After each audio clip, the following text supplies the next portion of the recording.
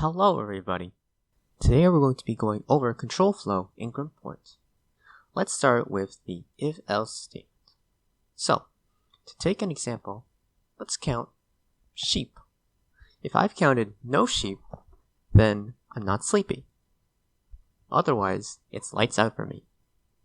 If I've counted one sheep, what happens? Well, remember that sheep stores the value 1. And so if we compare 1 with 0, well, that's not equal. So this is false. Therefore, I don't execute the if statement, and instead, I go to the else statement. If we run the program, you can see that the console does indeed display went to sleep.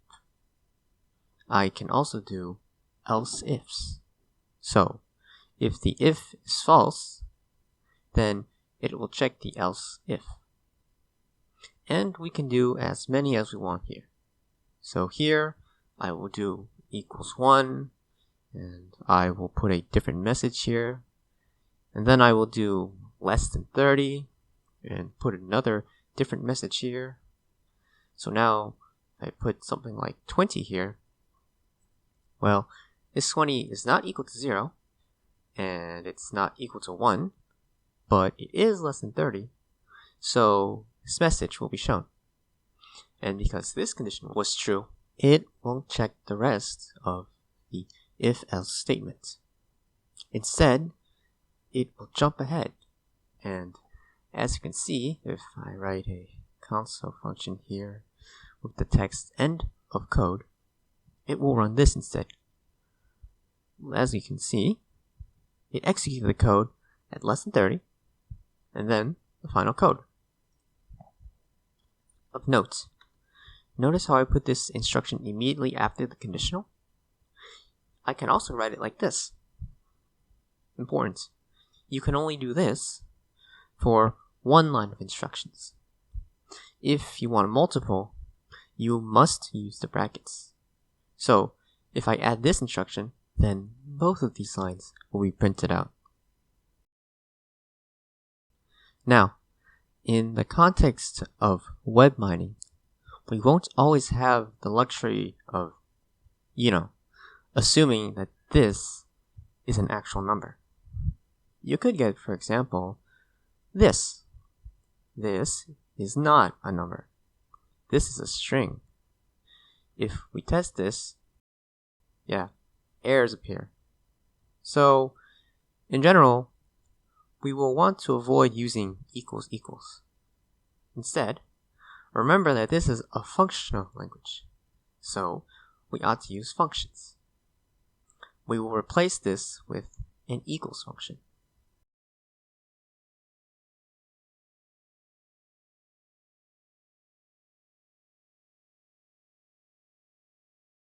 And now, we can run this with no problems. Let's move on to the while statement. So, let's say I want to count sheep until I'm asleep. Well, I can use this while loop, and while I'm awake, I will increase the amount of sheep I've counted. Let's keep a counter here of how many sheep I've counted.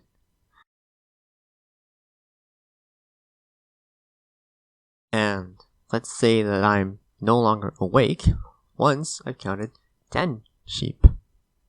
To do that, I need to check whether or not I've counted 10 sheep. I can use an if statement for that. If sheep counted equals 10, then I'm asleep. Otherwise, I just keep counting. Notice, if this is false, this code here will keep looping until the condition here is false.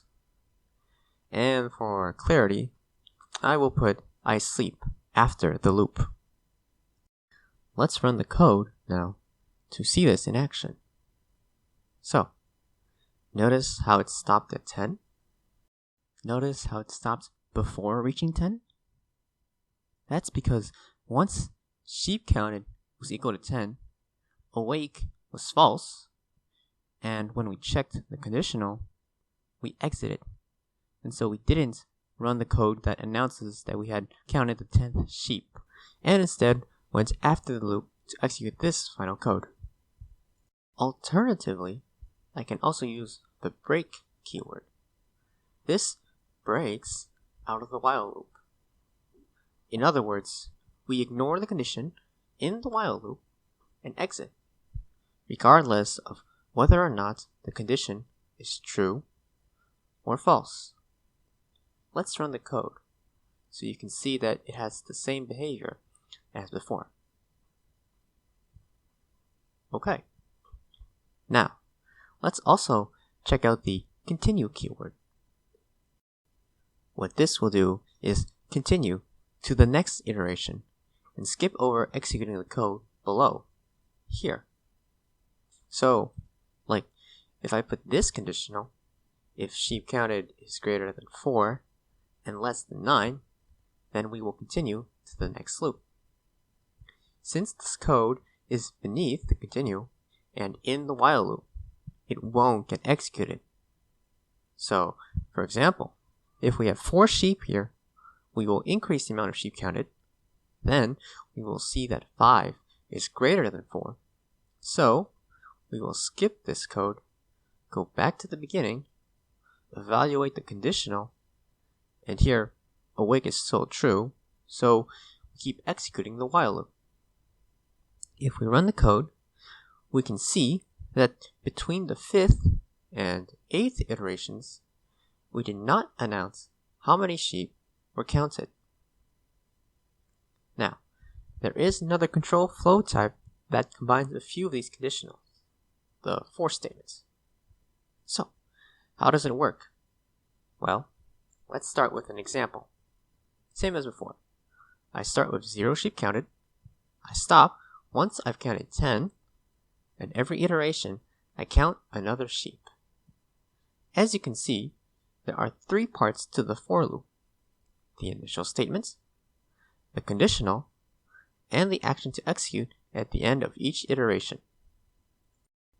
Here is the part where we can write the code, where I will announce the amount of sheep I've counted. So, if I run this code, we will see that I will count from 0 to 10, and then, because 11 is not less than 11, I won't keep executing the code in the for loop, and so I will exit it. Let's go over this again. First, sheep counted is declared and set to 0. Then, this condition is evaluated. Because 0 is less than 11, we execute the code in the for loop. Then, at the end of this iteration, we do this code, which increases the amount of sheep counted. We check the conditional, and because the conditional is true, because 1 is less than 11, we run the code in the for loop.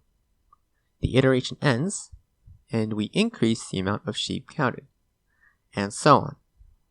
Once sheep counted is greater than 10, then I exit the loop. Break and continue also work with the for loop, in the same way as it did for the while loop. The for loop can also be used to iterate through items. Let me show you what I mean. I can take a list, I'll call it names, and I will fill it with names. And I can use my for loop to iterate through each of these elements by using this syntax. For name in names, I will print out the name. If we run the code, we will see it print out all the names. We can do the same thing with maps. Let me quickly make a map.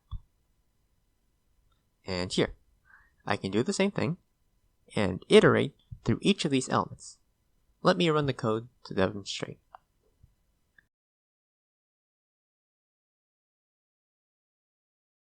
Now, there's another way of doing it. I wouldn't recommend using it because it involves pointers. But, in the interest of being thorough, I will still show it to you. Using the keyword each, I can define a closure, like so, and get the same output as above, as can be seen here. If we test the code, we will indeed see it has the same behavior. Thank you for listening. This concludes part 3 of this series.